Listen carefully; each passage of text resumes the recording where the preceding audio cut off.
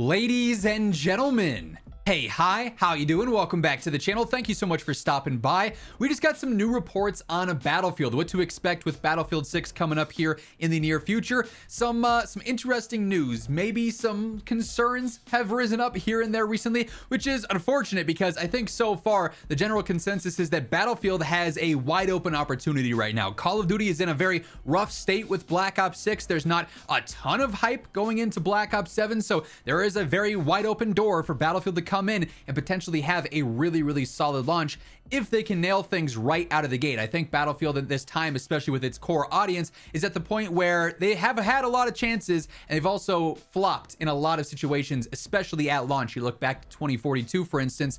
But we do have this new report from Ars Technica saying what's wrong with AAA games. The development of the next Battlefield has answers. And in this, there are some very interesting insights into what's going on with the next Battlefield title. EA insiders describe stress and setbacks in a project that is too big to fail. So here's what they say to start things off. It's been 23 years since the first Battlefield game, and the video game industry is nearly unrecognizable to anyone who was immersed in it then. Many people who love the games of that era have since become frustrated with where AAA or big budget games have ended up. Obviously, it's kind of the situation now where games are really struggling. The industry as a whole seems to really be struggling with layoffs, job certainty, job security. And then you have situations where COD year after year, update after update, is in shambles for certain reasons. Battlefield has missed on quite a few things. Other games see delays after delays after delays. Today, publisher EA is in full production on the next Battlefield title, but sources close to the project say it has faced culture clashes, ballooning budgets, and major disruptions that have left many team members fearful that parts of the game will not be finished to players' satisfaction in time for launch during EA's fiscal year. So right away, this article, which is very lengthy, we won't be reading absolutely everything, and I'll have a full link to it down below, starts by saying Battlefield's production so far has faced a lot of challenges, and even the own people developing it, certain team members are pretty concerned with how it could potentially launch, which it's not a great look right away, right? They say the company has had major structural and cultural changes to how Battlefield games are created to ensure it can release titles of unprecedented scope and scale. This is all to compete with incumbents like the Call of Duty games and Fortnite, even though no prior Battlefield has achieved anywhere close to that level of popular and commercial success. According to first-hand accounts, the changes have led to extraordinary stress and long hours, which is never really a great thing for the game. I mean, we've seen recently with Rockstar, there were a lot of reports of some pretty crazy crunches going on for GTA 6, and then they come out and they say, yeah, we've delayed it. We want to give our devs more time so that they're not under these circumstances.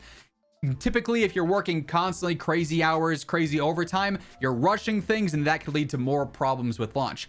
Every employee I spoke to across several studios either took exhaustion leave themselves or directly knew staffers who did. Two people who had worked on other AAA projects within EA or elsewhere in the industry said this project had more people burning out and needing to take leave than they'd ever seen before.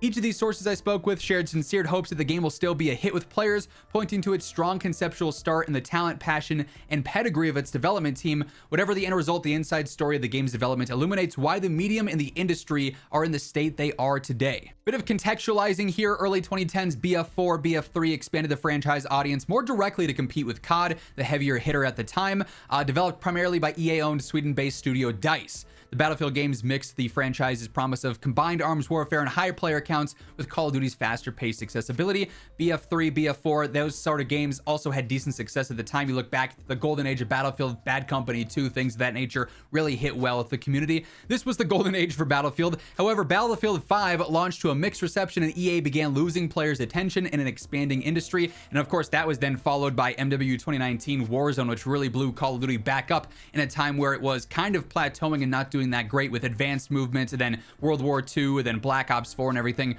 That wasn't hitting at the time, and Battlefield kind of flubbed that opportunity. Instead, the hot new online shooters were Overwatch, Fortnite, and Call of Duty. Fortnite was driven by a popular new game mode called Battle Royale. EA attempted it in Battlefield 5, and it didn't achieve the desired level of popularity. With Firestorm, it didn't hit the mark. It was so close, and it had a lot of potential, but it just didn't land. They didn't execute right. After 5, DICE worked on a Battlefield title that was positioned as a throwback to the glory days of 3 and 4, known as Battlefield 2042, and that would launch in 2021. And that's where the development of Battlefield 6, the next title, starts, because this game did not do well. Battlefield 2042 launched as a dud. as I alluded to earlier. Battlefield 2042 massively missed its alpha target, a milestone by which most or all the foundational features of the game are meant to be in place. Because of this, the game's final release would need to be delayed in order to deliver on the developers' intents. Realistically, they have to delay the game by 6 months to complete it. Now they eventually only delay it by, I think, 4 or 5 weeks, which from a development point of view means very little, said one person who worked on it. So they didn't want to have to repeat this scenario. Plans were already underway for the next Battlefield game as well, so a post-mortem was performed on 2042. It concluded that the problems had been in execution, not in vision. New processes were put into place so that issues could be identified earlier and milestones like the alpha wouldn't be missed. I'd have to imagine that a lot of Battlefield Labs is also intended to help with things like this, so that come launch, they've already had time to test and see feedback on a lot of things going on. Goes on to say that EA is now placing a bigger bet than ever on Battlefield because there are new faces here. Brian Bead is the new general manager for Battlefield. He'd previously been on Call of Duty within Warzone and Destiny. EA also hired Marcus Leto, co-creator of Halo. So they have a larger team in place. Vince Zampella as well, one of the leaders of the team that initially created Call of Duty in 2003, then joined in 2010 with EA to work on other franchises and then would oversee Battlefield moving forward. While 2042 struggled, competitors like Call of Duty and Fortnite were posting astonishing player and revenue numbers, 100 million players in however long, right? EA's executive leadership believed Battlefield had the potential to do this as well if the right calls were made and enough was invested. A lofty player target was set for Glacier, which is Battlefield 6. Their goal is to get 100 million players over a set period of time that included post-launch. So Battlefield 6 has so much riding on it, and as they sort of alluded to at the start of the article, is this game too big to fail? So this is where we get some more details on what to expect a little bit with Battlefield 6. Their previous best title maybe achieved 30 million plus players, which was a large milestone for them, but nowhere close to what Fortnite and Call of Duty were doing with their free-to-play battle royale modes and everything. It was thought that if Glacier, Battlefield 6, did the same, it could achieve comparable numbers, so a free-to-play battle royale mode was made a core offering for the title, alongside a 6-hour single-player campaign, traditional Battlefield multiplayer modes like Conquest and Rush, a new free-to-play mode called Gauntlet, and a community content mode called Portal. So with Battlefield 6, developers say this has the largest budget of any Battlefield to date. It had a targeted budget of more than 400 million back in early 2013,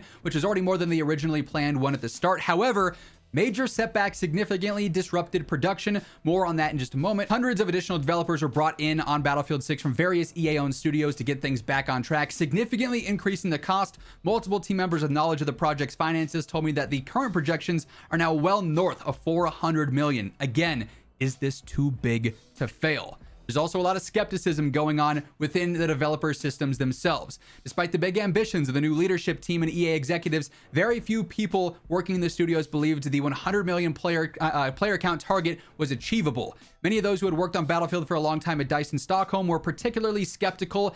Not particularly great if your own developers are saying, I don't know if we can get that many players on the game. And then we get even more concerning things. Battlefield games have had a reputation for middling single-player campaigns, and Battlefield 2042 didn't have one at all. They wanted to do a campaign, though, this next time to compete with Call of Duty, which always has its single-player campaigns.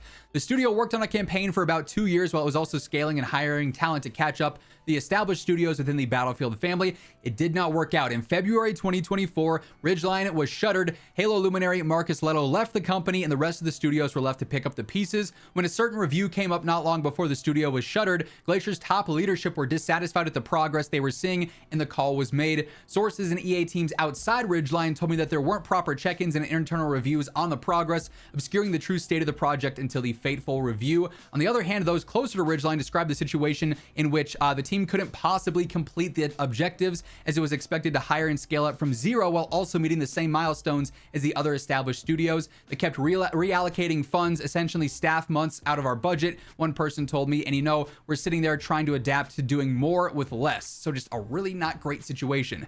After the shuttering of Ridgeline, ownership of single player shifted to 3 other studios, Criterion, DICE, and Motive, but those teams had a difficult road ahead, as there were essentially no remains of Ridgeline that had spent 2 years working on that they could just pick up and build off of, so they had to redo everything from scratch. Single player was 2 years behind. As of late spring 2025, it was the only game mode that had failed to reach alpha, well over a year after the initial overall alpha target for the project. Multiple sources say that its implosion was symptomatic of broader cultural and process problems that affect the rest of the project too. There's also a lot of reports of the different studios working on the game not necessarily getting along and there being a lot of tension. EA is not alone in adopting this approach. It's also used by competitor Activision Blizzard on the Call of Duty franchise, where we have Infinity Ward, Treyarch, Raven, etc. all working on different things and sometimes intertwining with stuff, and there's absolutely tension between them as well. Publishers like EA and Activision used to have several in-house studios, each of which worked on its own AAA title. They now increasingly make bigger bets on singular games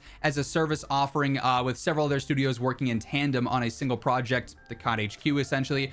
Development of games has changed much in the last 10 to 15 years. The new arrangement excites investors and shareholders who can imagine returns for the next big unicorn release, but it can be less creatively fulfilling as a way to work, as directives come from the top down and much time is spent on dealing with inter-studio processes, trying to communicate and get things from one studio to the next. Further, it amplifies the effects of failures with a higher human cost to people working on projects that don't meet expectations. It also made the problems that affected BF 2042's development more difficult to avoid. There's also apparently been a lot of uncertainty with the various different time periods of Battlefield 6 in its development cycle, going into testing, whether it's into pre-alpha, into an alpha stage. Ultimately, it has been cleared, and as of late May 2025, alpha was achieved for everything except single player, but I'm told that this occurred with some tasks still unestimated and many discrepancies remaining, leaving the door open to problems and compromises down the road. Again, not establishing a great foundation for a game that has a lot riding on it. And here's where things get rough for us, the people waiting on this game, excited for this game. Because of these issues, the majority of the people I spoke with said they expect planned features or content to be cut before the game actually launches, which is normal to a degree, but these common game development problems can contribute to other aspects of modern AAA gaming that many consumers find frustrating. First off, making major decisions so late in the process can lead to huge day one patches. Players of all types of AAA games often take to Reddit and social media to malign day one patches as a frustrating annoyance for modern titles. COD is obviously notorious for this stuff. Battlefield 2042 had a sizable day one patch when multiplayer RPG Anthem, another big investment by EA, launched into negative reviews. That was partially because critics and others with pre-launch access were playing a build that was weeks old. A day one patch significantly improved some aspects of the game, but that came after the negative press began to pour out, and it's just a situation that muddies the waters even more. Now, the rest of the article sort of details gaming in general and the state of AAA titles. Like I said, if you want to read the full thing, I'll have it linked down below. That was the main focus on Battlefield. Charlie Intel does sort of sum things up and continue the report with saying, a new report on the next Battlefield claims there's been developmental issues with the single player campaign. The game's budget has passed the 400 million mark. EA wants to mimic COD and Fortnite's success. The new Battlefield is expected to have a campaign, multiplayer, and a free-to-play mode across the board. We just don't know how polished each of these modes is going to be now, reading through this article, with the campaign having so many issues. Multiplayer ideally being in a good state, but we're going to have to see how much Labs impacts that. And then with little known on this free-to-play Battle Royale mode, could be up in the air there too. So a little bit more concerning information for Battlefield, a game that up until this point we've heard a lot of good things about. We'll have to see as time goes on now and we get closer to launch, which isn't that far out at this point, how things progress. I'll be sure to keep you guys updated as things go on. This is certainly a topic and a game that I'm interested in covering more. If you guys want to see more content like this, be sure to drop a like on the video. It's a great way to let me know you do enjoy the non-COD stuff. And of course, if you're new to the channel, you want to help us get one step closer to hitting 1 million subs, be sure to hit that subscribe button on your way out. But once again, thank you so much for tuning in, and until next time, take it easy, have an awesome rest of your day, and I'll catch you later. Peace out.